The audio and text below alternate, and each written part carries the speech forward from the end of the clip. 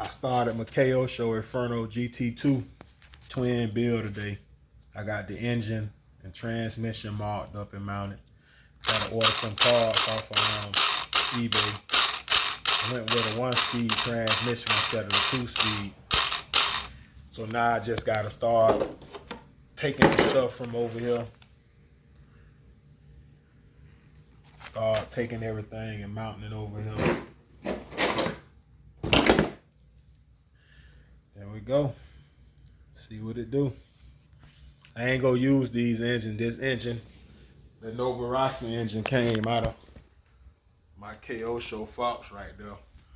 I'm just using it to get everything marked up. Then I'm gonna order another LRP to run 2 LRPs in there. But there you go.